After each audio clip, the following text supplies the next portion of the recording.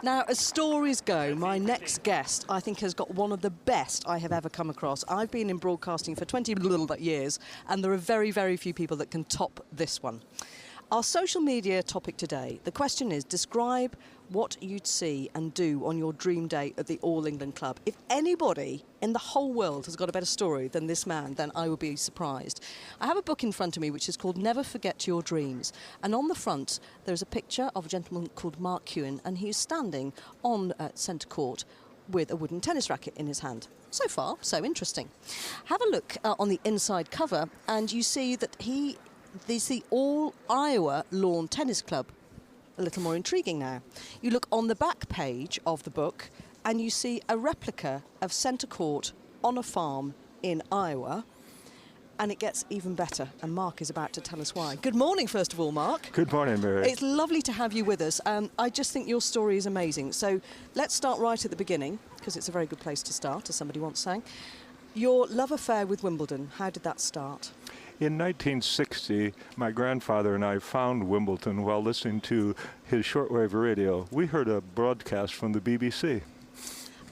World Service, Mark? Yes, it was. Would have been the World Service. Yes. And at that point, you started to fall in love with the game, or Wimbledon, or both? Indeed, the traditions, the English accent, the way the game was scored, and I started playing tennis. In 1962, while doing chores on my family's farm, I decided this is about the right size for a tennis court. So, of course, naturally, as you would on a farm in Iowa, course. you decided you were going to build one. Well, that idea didn't go over well with my mother and father at the time. You but don't say. 40 years later, my wife and I decided to follow that dream. How on earth do you go about building, not just a tennis court, a hard court or a clay court, but a grass court in Iowa? Because it's fair to say that you're not necessarily blessed with the same weather that we have. We weren't calling ourselves blessed last week with the rain, but how do you manage to first of all build it and then maintain it? Well, exactly. I consulted with turf grass specialists at Iowa State University, and they helped me a great deal. I am a farmer, but it's a whole different practice to grow turf grass. And so we installed drainage tile to drain the land. We put in sandy soil on top at a certain level. We installed irrigation and gave it a go. So you established that dream and you built your grass court, but you also had another dream, didn't you, to come to the All England Club and come to Wimbledon. So how did that come about? Well, that's interesting too. I had been sending letters asking for an internship with Mr. Eddie Seward, but those didn't pan out. And finally, a dear friend of mine who told the world about the All Iowa Club, Mr. John Wertheim, the sports writer from Sports Illustrated and the Tennis Channel contributor, got in contact with the club secretary, Mr. Martin Guntrip, and then things started to happen.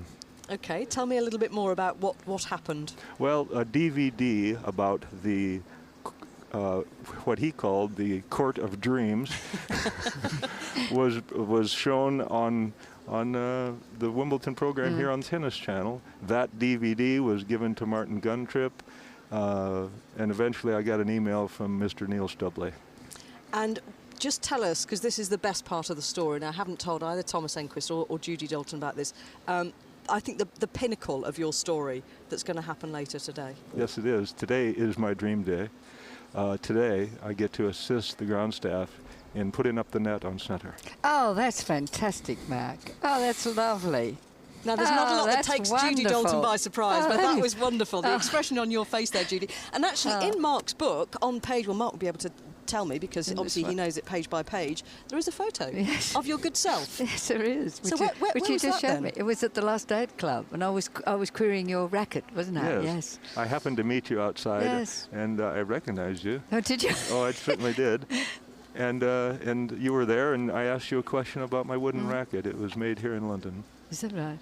And is that the racket that you first had? Is that the one? No, the first racket I had, and the one that's pictured in the book, is the one my mother first bought for me. Whereabouts is that? You need to flick through the pages for us. It's great on radio. This is the one that's right on the front of the cover, of course it is. So, and you've still got that racket? Yes, I do. That looks very much like the racket that I first had, actually. Yes. I've still got it somewhere in one of those presses? Yes, I that did. you had to kind of, Of screw course. down? Yeah, yeah, of course. Mark, it is the most amazing story, but did you ever think when you first started listening to Wimbledon back in 1960 that not only would you then be building a replica court, coming to Wimbledon, not, you know, through the queue, and then putting up the net on centre court?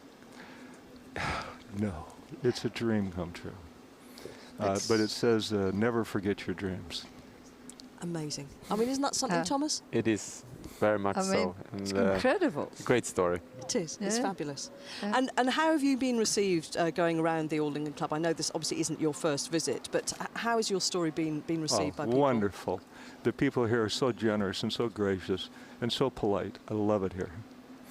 That's the All England Club, isn't it, Yes, Judy? it is. Gracious It is. and polite. Yes. So is there anything, do you think, that can top that, Mark, for you putting up the net on centre court? I mean, where do you go from there? I think that's the top of the tree. Yeah, I think you'd probably be right. And just a little word on your court, which from the photograph looks in fantastic form. Who plays on it apart from you? Well, anyone who cares to email me, we set up a reservation, we'll sort it out, and it's free to play there. We host about 200 groups a year, and we just love it.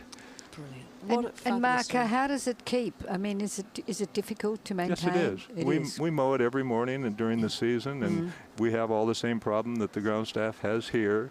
But you know, we sort it out. And how long? What sort of season? How long is the season? About mid-May till mid-September. Right. Oh, that's about the same as us, except the other way around Yeah, in Australia. yeah. Yes. Well, you come from a farming background, don't you, Judy? Yes. So yes. I I think never thought No, the only thing I was going to do was build a little golf course so I could practice my chips over the dam. I never gave a thought to a tennis court, Mark. I must say. Well, Mark's got one up on you. It is the most wonderful story. It's called Never Forget Your Dreams, which I think is a fabulous, fabulous title. Mark, enjoy your day. I know you will. You're going to have a brilliant time. Oh, I will, Mary. If I may send out a little thank you to the people that got me here. George and Lou, the people that run the court attendants, and all my mates down in court, too, who are listening. Brilliant, that's- excellent. And I think that badge around your neck, you're probably going to be putting that in a frame when you get Yes. back home, I aren't will. you? Brilliant. Mark, thanks ever so much. A joy to meet you and just to share a bit of your amazing story. It's just been wonderful. Thank you very much. Enjoy your day. Thank you, Mary. It's Oh, lovely. we love a good story, and I think that we're going to find it difficult to top that. Now,